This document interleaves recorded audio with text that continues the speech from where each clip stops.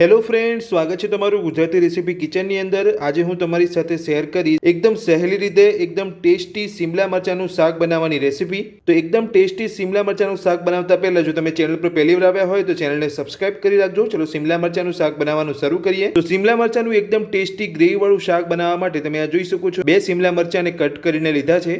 જો તમે અહીંયા શિમલા મરચાંને લાંબી સાઈઝની અંદર કટ કરવા માંગતા હોય તો તમે એ રીતે પણ લઈ શકો છો। તો ચલો હવે આપણે શિમલા મરચાંનું શાક બનાવવાનું શરૂ કરીએ। તો શિમલા મરચાં ટેસ્ટી શાક બનાવવા માટે તમે આ જોઈ શકો છો, મેં અહીંયા ગેસ ઉપર એક કઢાઈ મૂકી છે। તો કઢાઈની અંદર આપણે 4 ચમચી જેટલું તેલ ઉમેરીશું। તેલને ગરમ થવા દઈશું। તો તેલ આપણું અહીંયા ગરમ થઈ ગયું છે। તો હવે આપણે તેની અંદર એક નાની ચમચી જેટલું જીરું ઉમેરીશું, સાથે 2 ચપટી જેટલી હિંગ ઉમેરીશું। બધું જ મિક્સ કરી લઈશું। તો હવે આપણે તેલની અંદર 2 મીડિયમ સાઇઝની ડુંગળીને મેં અહીંયા ઝીણી સમારીને રાખી છે તે ઉમેરીશું। ડુંગળીને સરસ તેલની અંદર સાંતળી લઈશું। તો ડુંગળીનો કલર આપણે અહીંયા ગોલ્ડન બ્રાઉન થાય ત્યાં સુધી આપણે ડુંગળીને સાંતળીશું। તો ડુંગળીનો અહીંયા કલર આપણે ગોલ્ડન બ્રાઉન આવી ગયો છે, એટલે કે ડુંગળી આપણી અહીંયા સરસ સતળાઈ ગઈ છે। તો હવે આપણે તેની અંદર 1 ચમચી જેટલું બેસન ઉમેરીશું। બેસન ઉમેરી લીધા પછી બધું સરસ મિક્સ કરી લઈશું। તો આ રીતે તમારે અહીંયા બેસન ઉમેરીને 2 મિનિટ જેટલું સાંતળવાનું છે। તો બેસન ઉમેરીને આપણે અહીંયા 2 મિનિટ જેટલું સાંતળી લીધું છે। તો હવે આપણે તેની અંદર 2 મીડિયમ સાઇઝના ટામેટાને અહીંયા ઝીણા સમારીને રાખ્યા છે તે ઉમેરી લઈશું। સમારેલા ટામેટા ઉમેરી લીધા પછી હવે આપણે તેની અંદર સ્વાદ પ્રમાણે મીઠું ઉમેરીશું। બધું સરસ આપણે અહીંયા મિક્સ કરી લઈશું।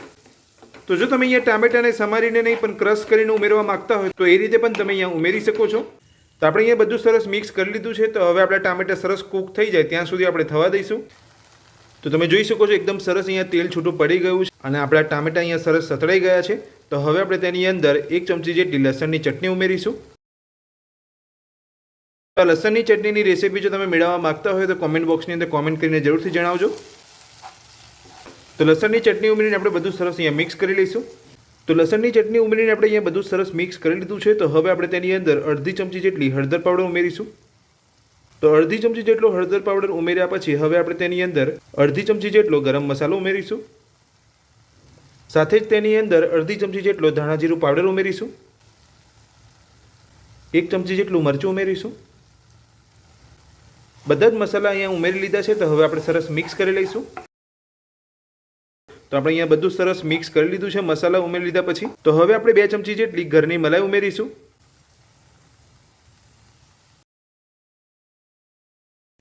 તો આપણે અહીંયા 2 ચમચી જેટલી મલાઈ ઉમેરી લીધી છે। જો તમારી પાસે આ રીતની દૂધની મલાઈ ના હોય તો તમે અહીંયા મોરા દહીંનો ઉપયોગ કરી શકો છો। તો મલાઈ ઉમેરી લીધા પછી આપણે અહીંયા બધું સરસ મિક્સ કરી લઈશું। 2 ચમચી જેટલી મલાઈ ઉમેરીને આપણે અહીંયા બધું સરસ મિક્સ કરી લીધું છે। તો હવે આપણે ગેસની ફ્લેમ ફૂલ કરી લઈશું અને કઢાઈની અંદર અડધા ગ્લાસ જેટલું પાણી ઉમેરીશું। તો પાણી ઉમેરી લીધા પછી આપણે બધું સરસ અહીંયા મિક્સ કરી લઈશું।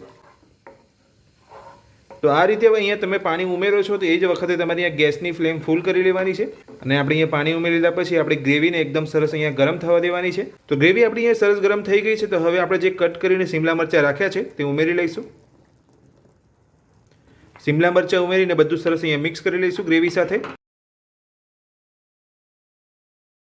તો કટ કરેલા કેપ્સિકમ અહીંયા ઉમેરીને આપણે ગ્રેવી સાથે સરસ અહીંયા મિક્સ કરી લીધા છે। તો હવે આપણે ગેસની ફ્લેમને મીડિયમ કરી લઈશું અને ઢાંકણ ઢાંકીને 10 મિનિટ માટે શાકને થવા દઈશું। અને આ રીતે ઢાંક્યા પછી તમારે વચ્ચે વચ્ચે ચેક કરતું રહેવાનું છે।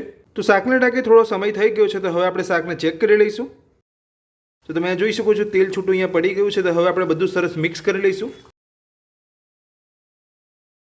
તો આ રીતે તમે જ્યારે પણ અહીંયા શાકને ઢાંકો છો તો તમારે વચ્ચે વચ્ચે ચેક કરતું રહેવાનું છે અને શાકને તમારે અહીંયા મિક્સ કરતું રહેવાનું છે।